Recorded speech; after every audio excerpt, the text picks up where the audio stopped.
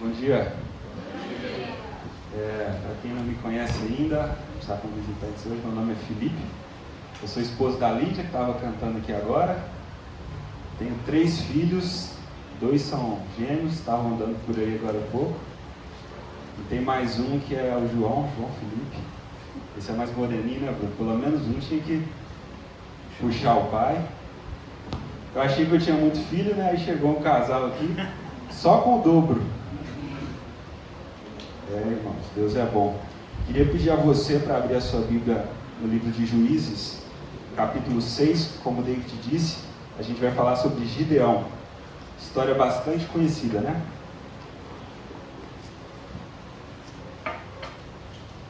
Mas a gente vai focar em perceber o que foi para Gideão estar no centro da vontade de Deus.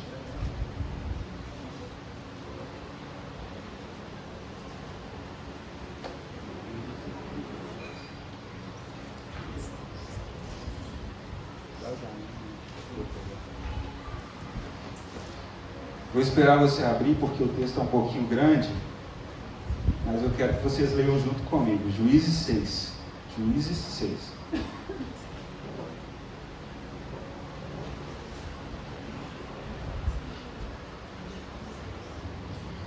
Amém? Diz assim: mas os israelitas voltaram a fazer o que era mal aos olhos do Senhor, e este os entregou nas mãos dos midianitas durante 7 anos. Os midianitas eram mais fortes que Israel, e por isso os israelitas fizeram esconderijos nos montes, nas cavernas e nas fortalezas.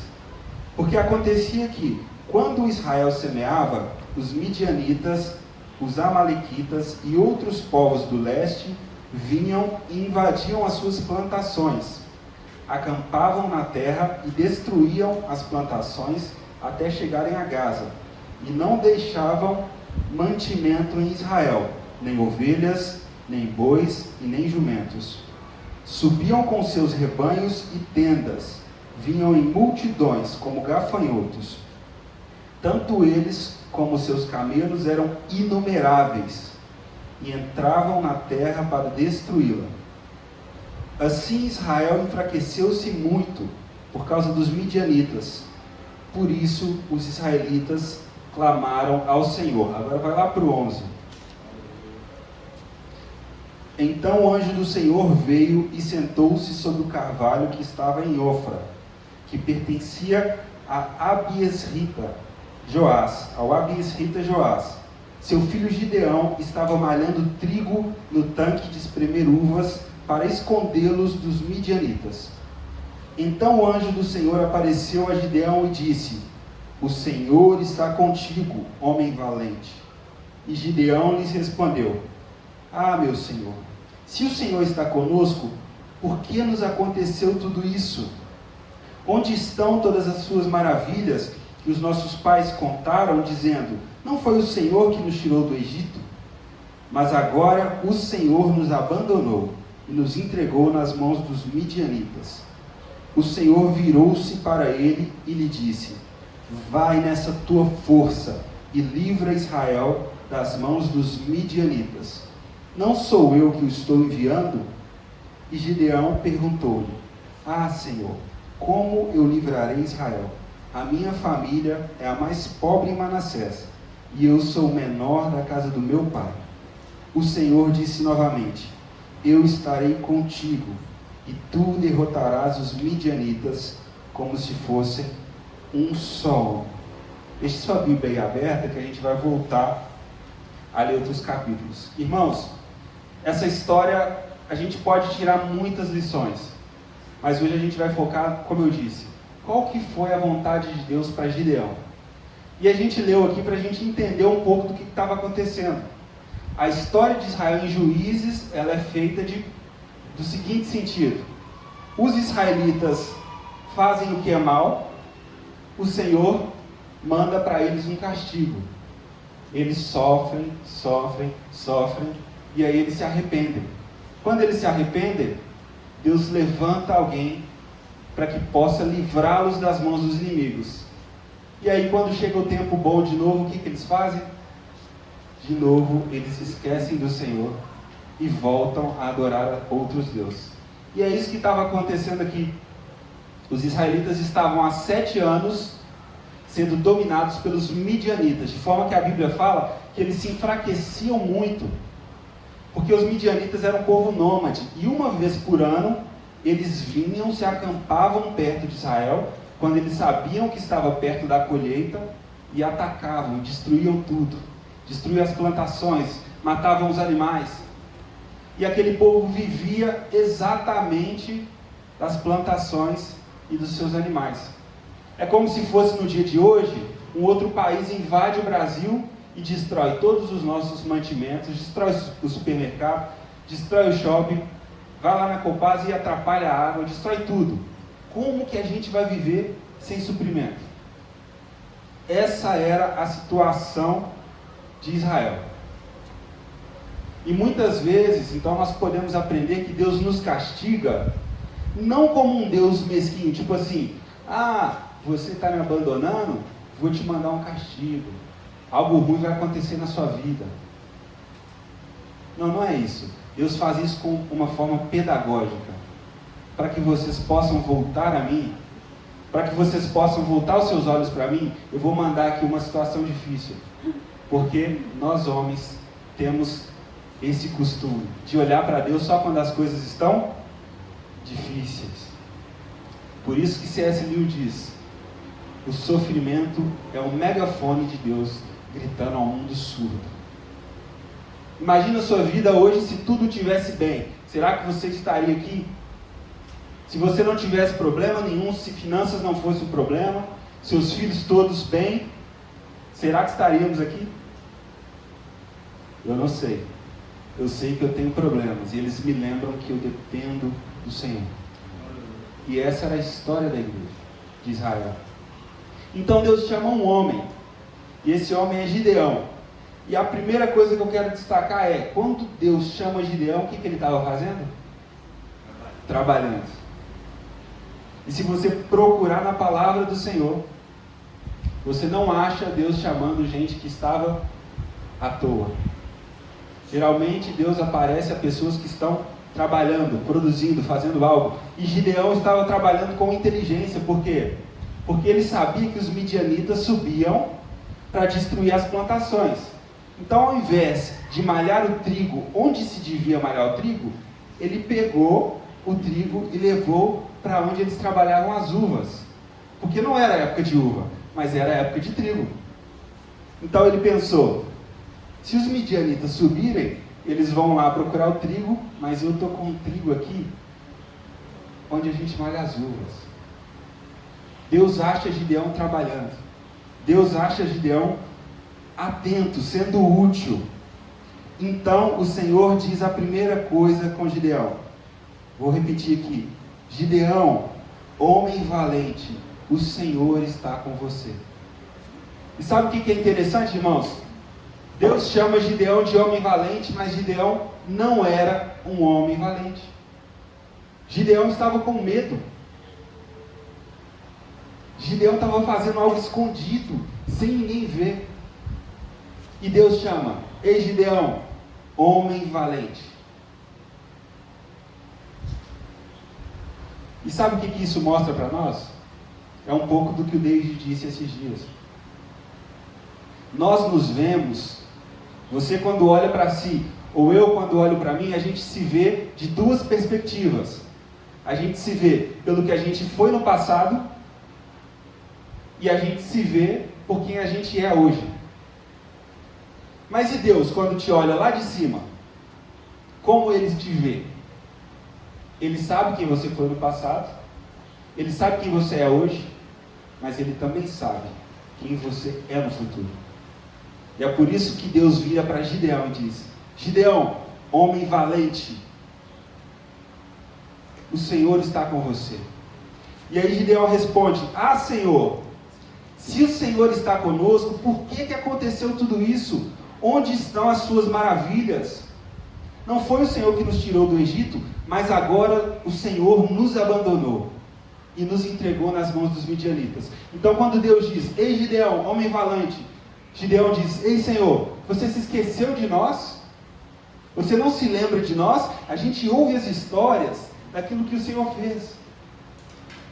Mas hoje, o que Gideão diz a respeito do Senhor é, Senhor, o Senhor se esqueceu de nós. O Senhor não se lembrou de nós. E aí Deus, ele diz de novo para Gideão, Gideão, com a força que você tem, vá libertar Israel das mãos dos midianitas. Não sou eu que estou convidando? E olha o que Gideão diz, meus irmãos. Ah, Senhor, como eu posso libertar Israel? O meu clã é o menos importante de Manassés, e eu sou o menor da minha família. Irmãos, olha quem Deus está chamando de valente. Ele fala para Deus, Deus, o meu clã, a minha tribo é a menor, e da minha família eu sou o menor. Como que o Senhor vai libertar Israel através de mim, se eu sou o menor de todos? A verdade é que Gideão ali ainda não era valente. Pelo contrário, ele se achava o menor. Ele se achava o mais inferior. E quantas vezes conosco é assim? Diante de uma situação, ou diante de algo que Deus te chama para fazer, você olha para si, e naturalmente, conhecendo só o seu passado e o seu presente, você diz, ei Deus, eu sou o menor. Eu sou o menor da minha família. Eu sou o menor da minha tribo. Mas o Senhor diz, ei, você é valente. Gideão tinha no coração dele o medo. E era justificável, por quê? Porque eles estavam num contexto difícil, num contexto de ataque. E sabe o que o medo gera em nós, irmãos? Muitas vezes, nós acreditamos que o medo é mais capaz de nos proteger do mal do que Deus. O que vai me colocar em situação de risco? Obedecer a Deus ou obedecer ao medo? O que me deixa mais seguro? Obedecer ao medo ou obedecer a Deus? Repara, por exemplo, nas nossas orações. Como a gente vive sob uma perspectiva de medo. Quando você está orando pelo seu filho, o que você ora? Deus, guarda o meu filho. Protege ele. Acampa os teus anjos. Livra ele do mal. E será que a gente ora de uma perspectiva de coragem? Deus, liberta o povo através do meu filho. Envia ele para onde o Senhor quiser. Faz dele um guerreiro, um valente. Ou quando você ora para a sua vida, como é que você ora? Deus, protege a minha casa, protege as minhas coisas, me livra do mal, me livra da dengue, me livra da zika, me livra da covid. E quando você ora da perspectiva da coragem? Senhor, eu posso até estar com medo, mas no Senhor eu sou valente. O clamor de quem que o Senhor vai responder através da minha vida? Porque quando o Senhor chama Gideão, é a partir do clamor de um povo. Então para pensar, pode ter gente orando para que você se levante e faça algo. Eu, por exemplo, gente, eu morava no Caetano Furquim, na região aqui perto. E aí, pouco antes de casar, eu construí um quarto na parte de cima da minha casa. Era o único cômodo na parte de cima. E tinha uma janela grande de 2 metros por 1 metro, uma janela enorme. E dava para eu ver grande parte da cidade. Quantas vezes eu ajoelhei ali olhando para a cidade e falava, Deus, levanta homens e mulheres fortes, corajosos. Deve ter no mínimo 10 anos que eu oro isso. Deus, levanta homens de Deus, mulheres de Deus nessa cidade. O que quer dizer isso? Que as pessoas podem ser respostas do clamor de outras pessoas. A sua vida pode ser resposta do clamor de gente que você não conhece, nunca vai conhecer. Mas nós devemos responder ao chamado de Deus assim como Gideão. E sabe qual que foi a chave para o fim desse diálogo? Que Deus está falando: ei, você é forte. E ele diz: Deus, mas eu sou menor. Ei, mas Deus, não. Sabe qual que foi o final desse diálogo? Foi quando Deus disse o seguinte: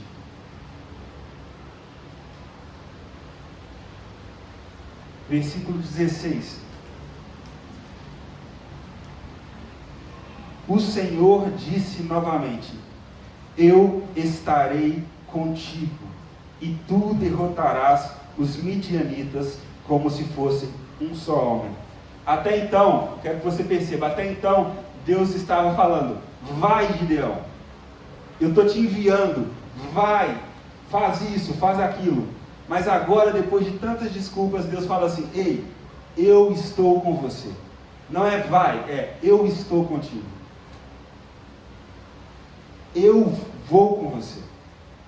E aí Gideão para de fazer aqueles questionamentos.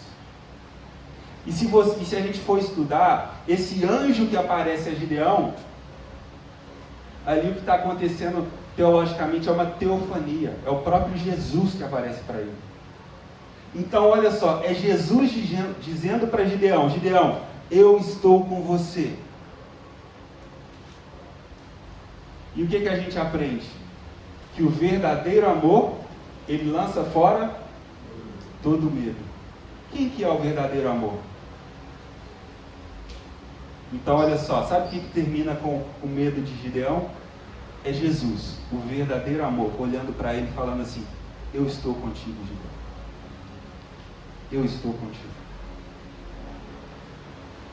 E ali Gideão entende. E ele se prepara para a guerra. Então a primeira coisa que a gente pode aprender com Gideão sobre o que é permanecer na vontade de Deus para ele é: você não é quem você pensa que você é.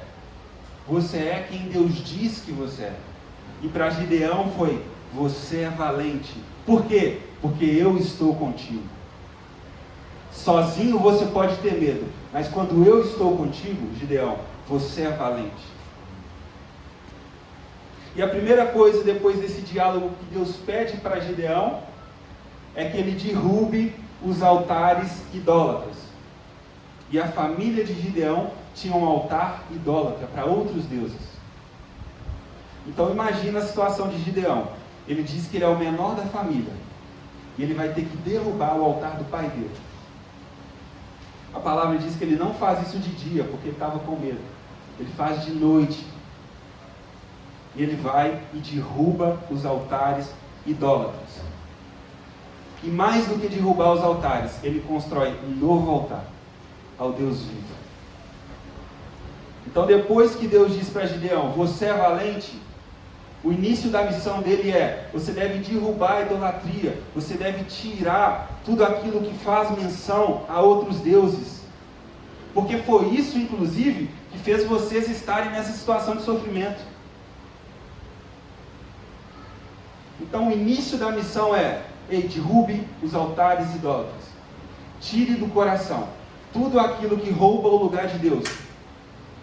E levante um altar para o Deus vivo. E é isso que Gideão faz. De forma que Gideão ganha um apelido, irmãos. O pessoal começa a chamar Gideão de Jerubaal.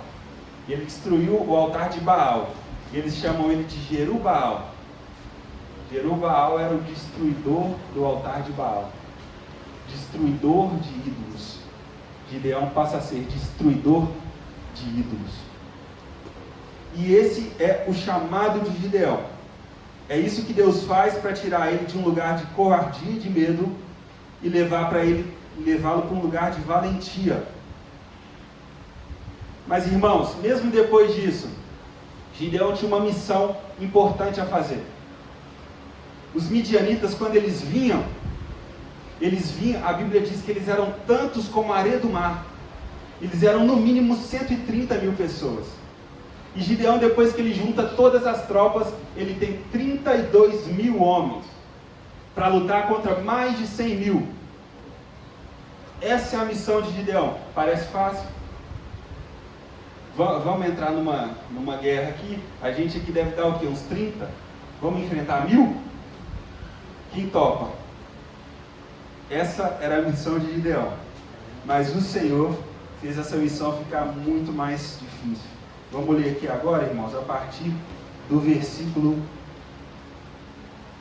1 do capítulo 7. Abre aí comigo, por favor.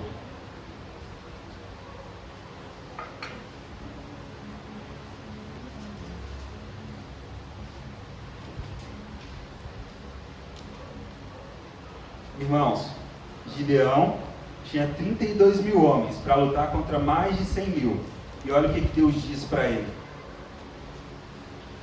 Capítulo 7, versículo 1. Então Jerubaal, que é Gideão, e todo o povo que estava com ele, levantaram-se de madrugada e acamparam à fonte de Arode. O acampamento dos midianitas estava no norte, perto do monte Moré. O Senhor disse a Gideão: Gideão, o povo que está contigo é grande demais para eu entregar os midianitas em suas mãos. Para que Israel não se glorie contra mim, dizendo: foi a minha própria mão que me livrou, vai e anuncia o seguinte: quem for covarde e medroso, volte e retire-se do monte. Então 22 mil retiraram e 10 mil ficaram. Irmãos, olha que loucura. A gente está falando de uma guerra que já não é justa. Aqui são mais de 100 mil. E aqui tem 32 mil homens. E sabe o que Deus faz? Fala para Gideão falar no acampamento: ei, quem aí está com medo? Quem aí está com medo? Pode ir embora, está tranquilo, está liberado. E sabe quantos vão embora? 22 mil homens. Agora uma pergunta: quer dizer que os 10 mil que ficaram não tinham medo? Ou quer dizer que, apesar do medo, eles tiveram coragem de prosseguir? Numa tacada, Gideão vê 22 mil dos seus homens ir embora. E ele fica com 10 mil homens. A segunda coisa que Gideão teve que aprender sobre viver no centro da vontade de Deus é que quando Deus te chama para uma guerra, a estratégia da guerra também é de Deus. E quando Deus te chama para uma guerra, as armas com que você vai lutar também são de Deus. Gideão, 32 mil é muita gente. Porque se vocês vencerem com 32 mil homens, vocês vão achar que vocês são muito fortes, né? Olha só, a gente deu uma surra neles com 32 mil. Então manda 22 mil para casa e ficam só 10 mil homens. E não foi só isso, irmãos. Agora leiam comigo a partir do versículo 4. O Senhor também disse a Gideão: ainda são muitos, faze-os descer à beira da água, e ali separei os que ficarão contigo. E se eu disser, este irá contigo, ele irá. Mas se eu disser, este não irá contigo, ele não irá. Gideão fez todo o povo descer à beira da água. Então o Senhor lhe disse: todo aquele que lamber as águas com a língua, como faz o cão, tu separarás de um lado. E todo aquele que se ajoelhar para beber, colocarás de outro lado. Os que lamberam a água, levando a mão à boca, foram 300 homens. Mas todo o resto do povo se ajoelhou para beber. Irmãos, ficaram 10 mil homens com Gideão. E Deus faz outro teste. Ei, Gideão, manda todo mundo ir lá no rio beber água. E tiveram duas formas de se beber água. Tiveram aqueles que se ajoelharam e tomaram a água do rio. E tiveram aqueles que, ao invés de se ajoelhar, eles pegavam a água e bebiam, sem se ajoelhar. E o que isso quer dizer? Enquanto a maioria foi beber sem prestar atenção no inimigo, enquanto a maioria baixou a guarda, enquanto a maioria relaxou, 300 homens, até na hora de beber água, estavam atentos, estavam prestando atenção.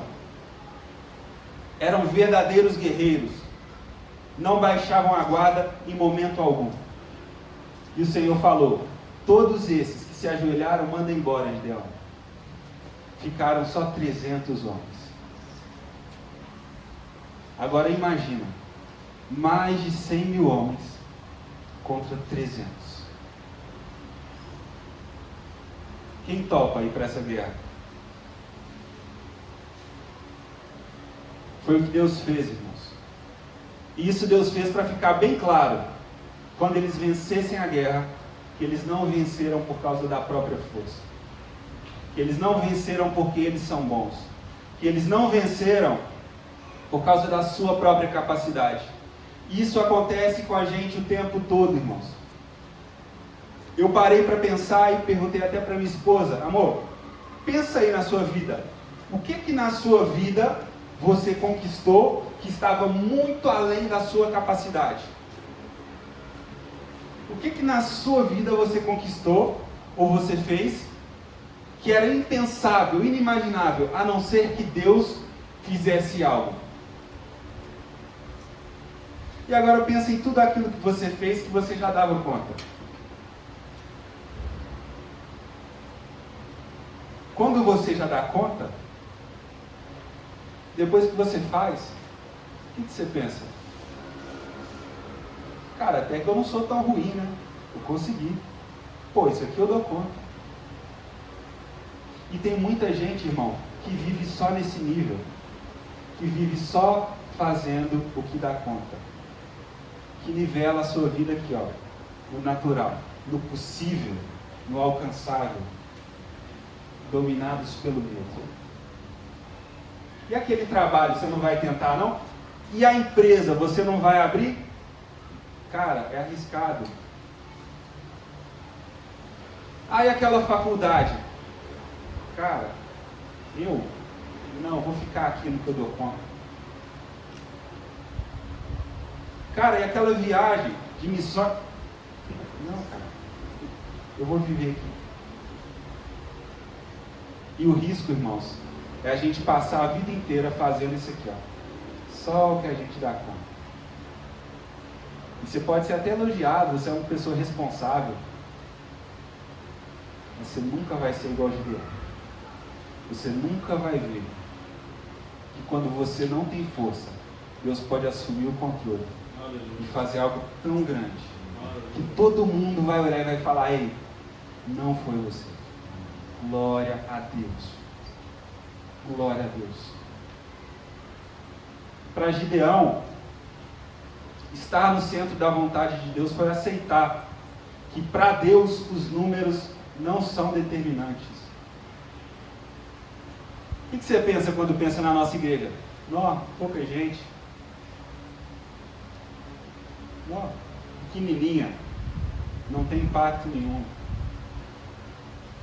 E se a gente for os 300 de Gideão?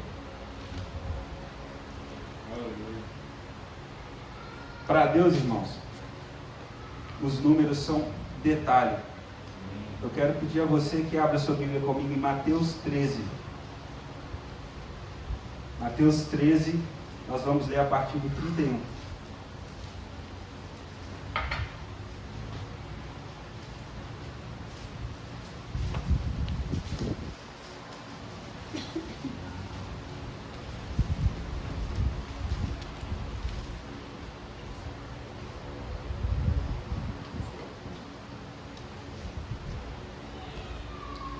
Jesus apresentou-lhe outra parábola, dizendo: o reino do céu é comparável a um grão de mostarda, que o homem pegou e semeou em seu campo.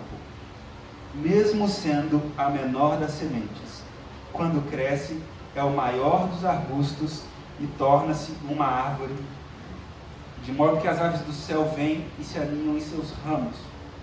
E Jesus lhes falou outra parábola: o reino do céu é comparável ao fermento, que uma mulher misturou com 3 medidas de farinha, até ficar tudo fermentado.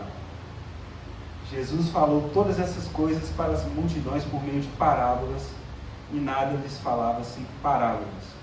Irmãos, quando Jesus está explicando para o povo o que é o reino dos céus, ele diz: o reino dos céus é semelhante a um grão de mostarda. Algo pequeno, desprezível. Você passa na rua assim, você não vê um grão de mostarda. Você passa por ele. E Deus está falando: o reino dos céus, um grão de mostarda. Mas quando ele é plantado, ele se torna uma árvore. E os passarinhos se aconchegam nos seus galhos. O reino do céu é como um fermento. Para quem cozinha aqui, Mara, que tanto de fermento que você tem que pôr em relação à farinha? É muito? É pouco, irmãos. Para fazer um bolo grande, você precisa de pouco fermento. Assim é o reino dos céus. Nós podemos ser minoria, está tudo bem. Nós podemos ser os menores, como Gideão, o menor da minha casa, o menor da minha tribo. Tá bom, Gideão, você é um grão de mostarda. Espera um pouquinho para a gente ver o que vai dar. Aleluia. Esse é o reino dos céus, irmãos.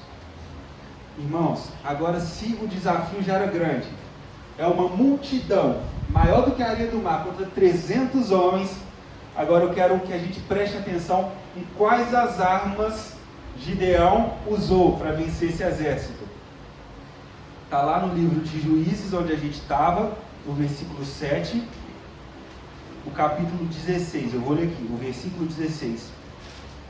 Dividiu os 300 homens em 3 companhias e pôs na mão de todos eles trombetas, jarros vazios com tochas dentro. Olha só, Deus quer que 300 homens enfrentem mais de 100 mil homens.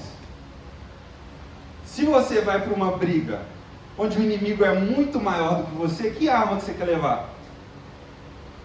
Bom, uma metralhadora, uma bazuca, um míssil.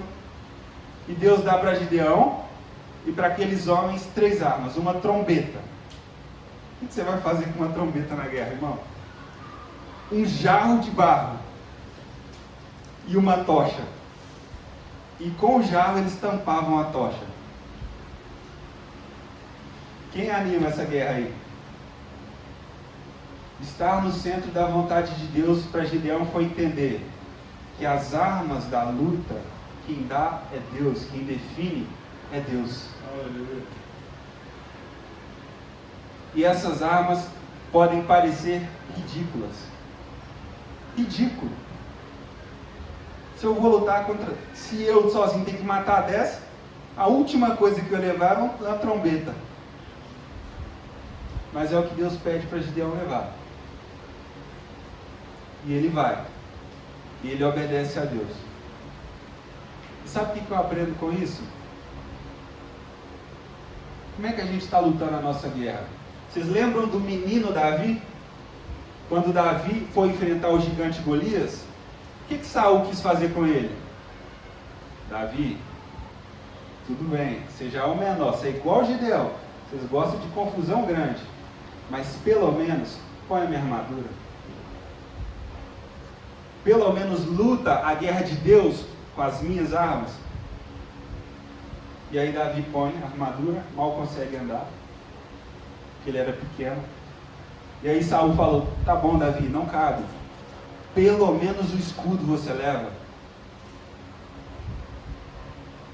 Ele mal conseguia carregar o escudo. E o que Davi levou no lugar? Uma funda. Quem anima enfrentar um gigante 3 vezes o seu tamanho, com espada, com lança, com escudo, e aí você leva uma funda e 3 pedras?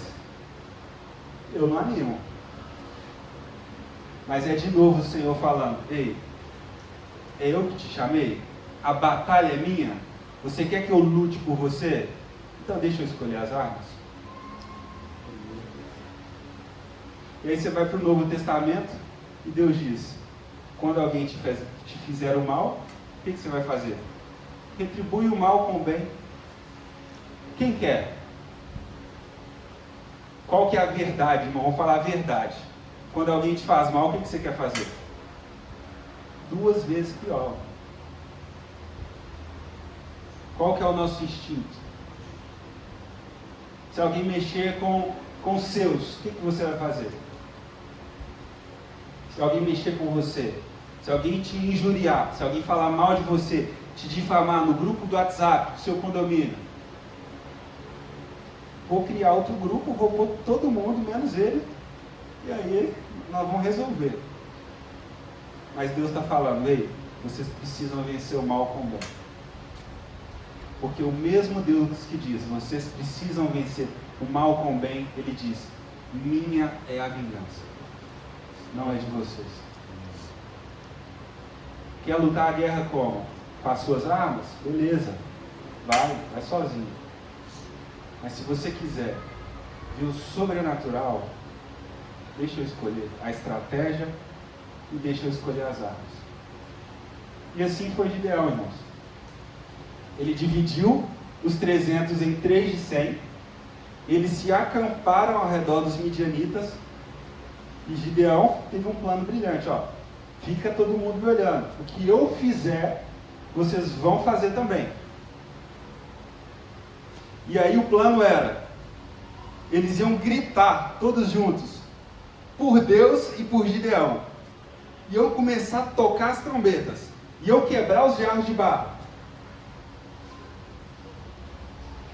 Eu não consigo, assim, ver muita lógica, né? Mas tudo bem.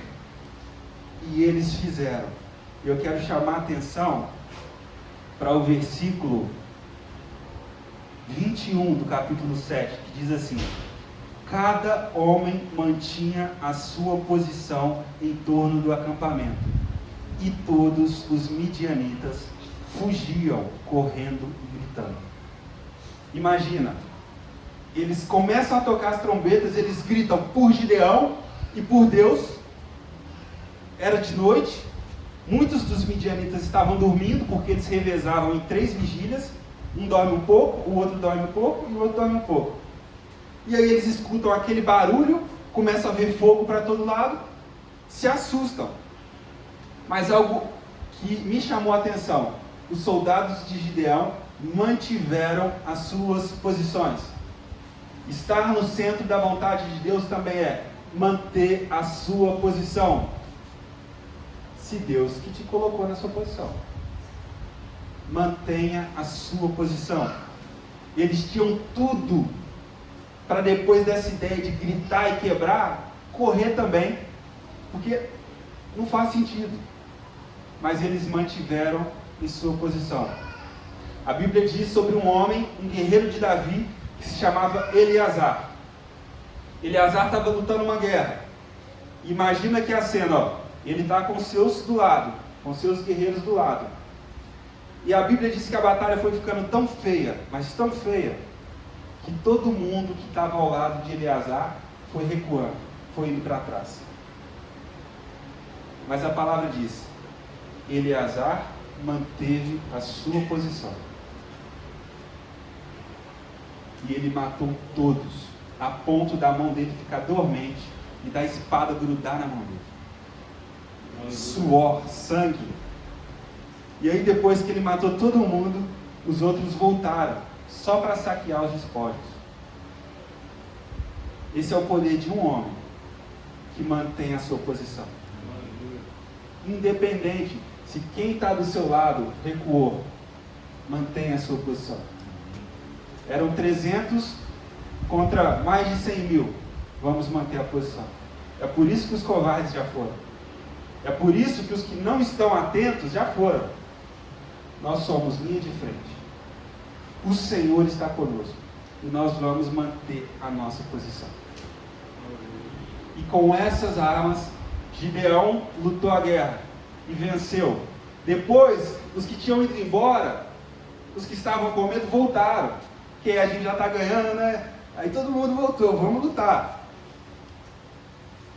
Mas quem ficou com o nome gravado na história foi só Gideão e os 300.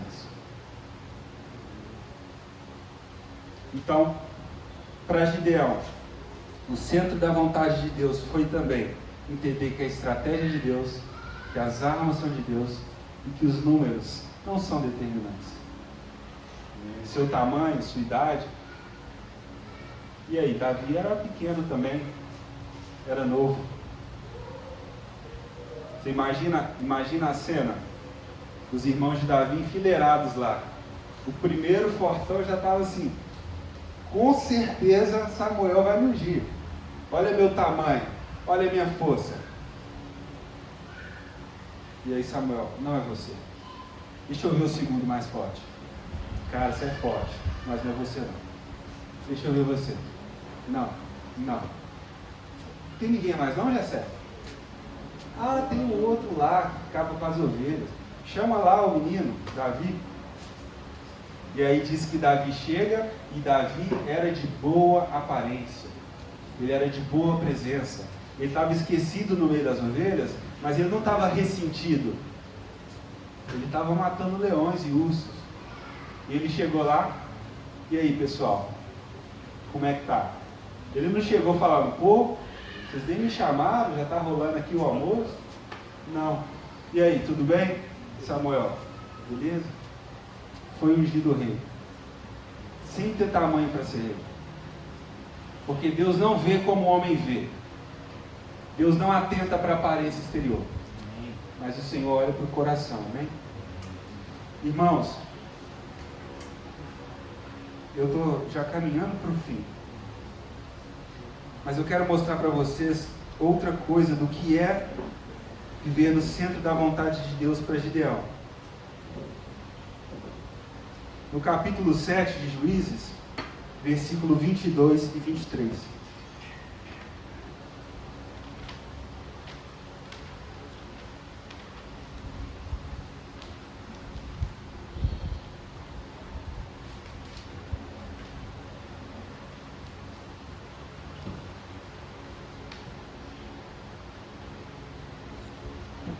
Sete, 22 e 23. Diz assim: os israelitas disseram a Gideão: reine sobre nós, você, seu filho, seu neto, pois você nos libertou. Desculpa, é o 8.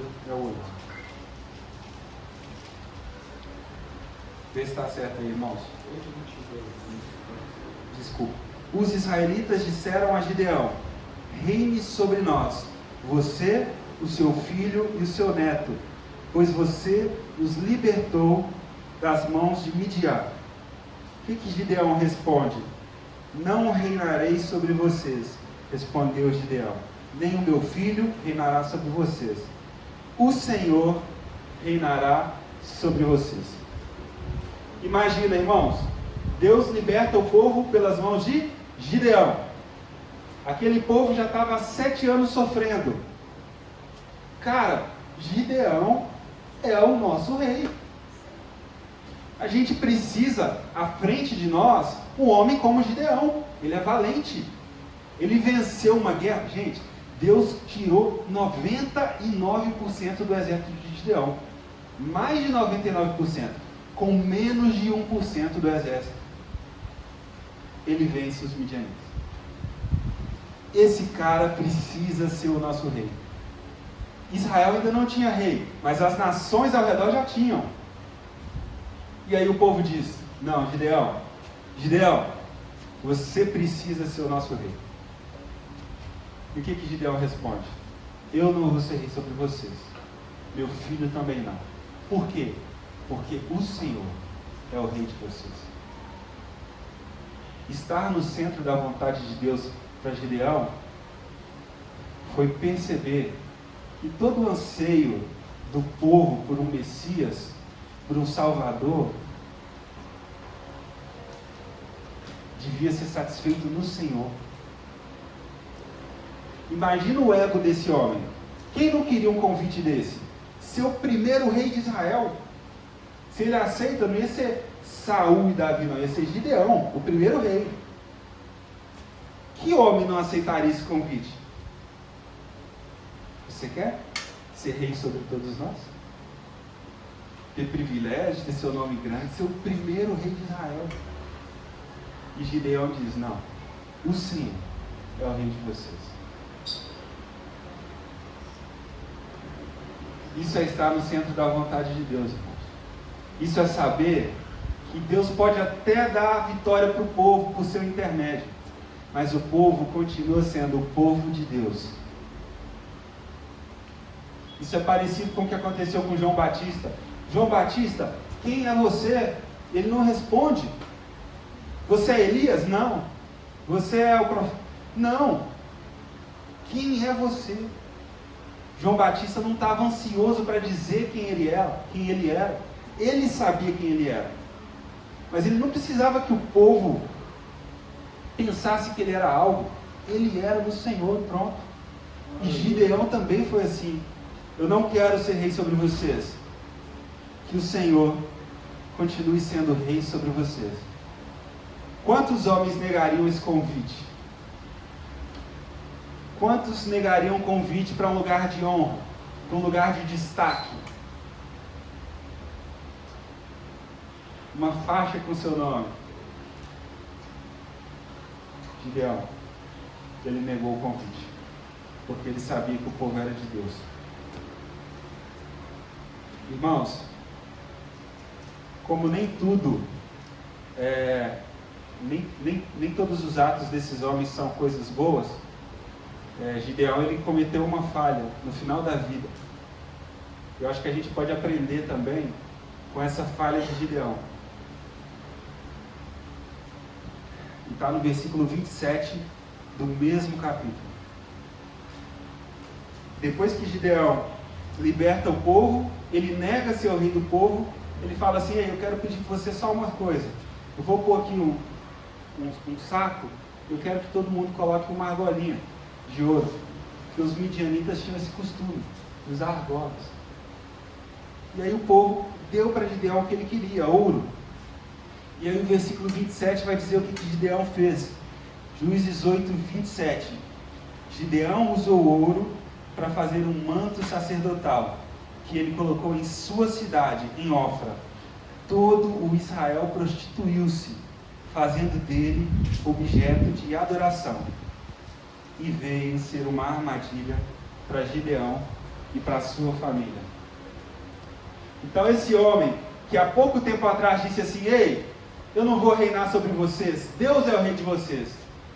No fim da vida, ele faz um manto sacerdotal de ouro e Israel volta a adorar a ídolos por meio daquilo que Gideão fez. Sabe o que isso nos ensina?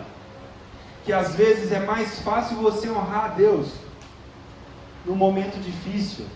Às vezes é mais fácil você honrar a Deus no dia de tribulação.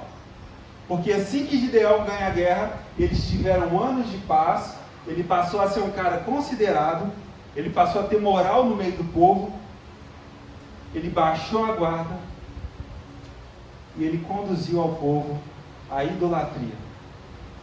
Um homem que teve o início da sua vida acertando, ele venceu uma guerra obedecendo ao Senhor e reconhecendo que só o Senhor era Deus. No fim da vida, o que ele faz? Leva o povo à idolatria. Então, Gideão saiu do centro da vontade de Deus, no final da sua vida, porque ele levou o povo de Israel à idolatria. E a gente aprende também com isso, sobre o que é estar no centro da vontade de Deus. Para fechar, irmãos, eu guardei, por querer, 3 detalhes pequenos da história. Quando Deus aparece a Gideão, ele era um homem que tinha medo ainda. E aí ele pede para Deus dar a ele 3 sinais, 3 testes, para que ele tivesse certeza de que Deus era de fato Deus. O primeiro teste, Gideão falou: ei, se você é o anjo de Deus que está falando comigo, espera aqui, eu vou lá, vou buscar um sacrifício e vou fazer um sacrifício diante de você. E assim foi. Gideão foi, matou um animal e veio e fez um sacrifício. E aí desceu fogo do céu e queimou o sacrifício. E Gideão teve certeza que era Deus que estava falando com ele. Mas mesmo depois dessa experiência, Gideão precisa fazer um novo teste. E ele fala: Deus, eu sei que você já me deu um sinal, mas eu vou te pedir mais um. Ele colocou um pouco de algodão em cima de uma pedra. E ele falou: Deus, se de fato você vai nos livrar dos israelitas, eu te peço que o algodão fique molhado com orvalho, mas a pedra fique seca. E Deus fala: tudo bem, Gideão. E aí no outro dia Gideão vai conferir e aconteceu o milagre. O algodão está molhado e a pedra está seca. Gideão chega para Deus de novo e fala: Deus, por favor, não se irrite, mas eu te peço mais um sinal. Agora que a rocha esteja molhada e o algodão esteja seco. E Deus faz de novo. Então Gideão não é como Abraão. Abraão, Deus fala assim: Abraão, faz isso. E no outro dia de manhã, Abraão fez. Por isso ele é o pai da fé. Abraão, sai da sua terra. Já saí. Mata seu filho. Filho, vamos embora. Gideão é o cara que ainda tem segurança, que ainda vacila, que ainda precisa que Deus dê sinais. Deus, se for o Senhor, faz isso. Se for o Senhor, faz aquilo. Mas sabe o que é bonito nisso? Deus faz. Deus faz. Porque Deus, o dia, se você é um bom pai para os seus filhos, se você é um bom pai para os seus filhos, imagina Deus com os seus. Deus, ele compreende que Gideão está inseguro e realiza aquilo que ele pediu. Porque para Gideão era importante saber que o Senhor de fato estava com ele. O ideal é que a gente não precise disso. Mas quando Gideão precisou, Deus mostrou mais uma vez: ei, eu estou com você. Emanuel, Deus conosco. A gente teve a oportunidade de conversar com um homem muito sábio, que é o pastor Chang. O pastor Chang tem uma igreja Pão da Vida lá em São Paulo. Ele é chinês, né?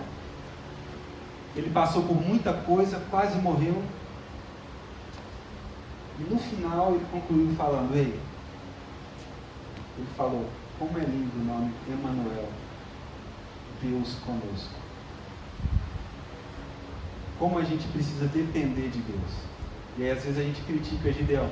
Gideão duvidou, Gideão não teve fé. Tudo bem, mas Gideão dependia de Deus. É tipo Moisés falando: se você não for, eu não vou. E como eu tenho valorizado Emanuel, Deus conosco. Porque sem Emanuel, você é o medroso. Sem o Emanuel, você não pode, você não consegue. Ou você vai só até onde seu braço dá conta. Mas e com o Emanuel? Com o Emanuel, você é quem ele disse que você é. O desejo do meu coração é que nós desfrutemos de Emanuel. Eu lembrei que quando às vezes eu vou levar meus filhos para dormir, e eu sempre deito do lado deles, né? Para eles dormirem também. Só que a gente fecha a porta, apaga a luz e deixa eles mamando. E às vezes quando eles terminam assim de mamar, eles põem a mão assim, tipo assim: não estou vendo nada, será que meu pai está aqui? E eles falam: papai está aqui? Eu falo: papai está aqui. É o que Gideão fez. Você vai comigo? Você está comigo? Emanuel, Deus comigo, Deus conosco? Então eu vou. Então eu consigo. E para mim essa é a maior lição do que é viver na vontade de Deus para Gideão. É saber que se Deus está comigo, não importa se o exército inimigo é muito maior, não importa se o seu problema é muito grande, não importa se as suas armas parecem ineficazes, importa Emanuel, Deus conosco. Amém? Vamos orar? Se coloca de pé, irmão.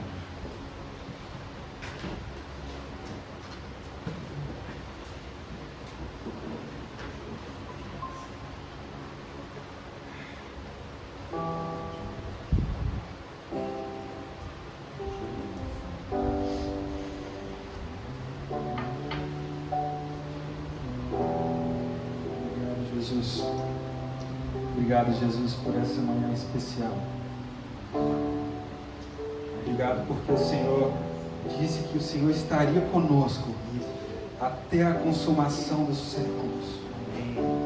Obrigado porque eu e os meus irmãos, nós não precisamos andar só. O Senhor é Emanuel. Irmão, não importa a situação que você se encontre, importa Emanuel, Deus com você. Importa a presença do Senhor. Não importa o tamanho do exército inimigo, não importa as armas que você tem na mão, não importa se você se vê pequeno, o menor da sua família, a menor família do bairro, do menor bairro da cidade. Importa Emanuel. Importa Deus com você, Deus conosco. Pai, eu quero te pedir para que nós não vivamos a nossa vida só até o nível onde damos conta, só até onde a força do nosso braço pode nos levar.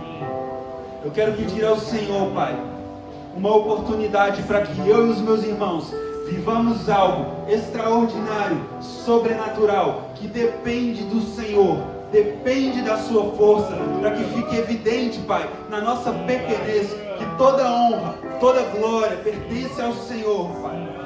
Não importa se somos pequenos, se somos minoria, se somos insignificantes. Sim, Pai, nós estamos. Importa que o Senhor está conosco. Sim, isso é o que importa. Obrigado, Jesus, porque o Senhor não nos abandona. Ainda que eu ande por um vale escuro quanto a morte, eu não temerei mal algum, porque Tu estás comigo. A Tua vara e o Teu cajado me consolam. Obrigado, Jesus. Oh Pai, se há alguém que se sente longe dessa presença, se há alguém que se sente longe do Senhor, Pai, eu oro para que haja um reencontro nessa manhã. Eu oro para que o coração seja rendido, Pai, e para que os meus irmãos experimentem o Senhor conosco. Em Ti podemos todas as coisas, Pai. Em Ti podemos saber o que é passar dificuldade, o que é estar em prosperidade, se estivermos no Senhor, porque podemos todas as coisas naquele que nos fortalece. Obrigado, Jesus, por essa manhã especial. Oramos no nome do Teu Filho, Jesus.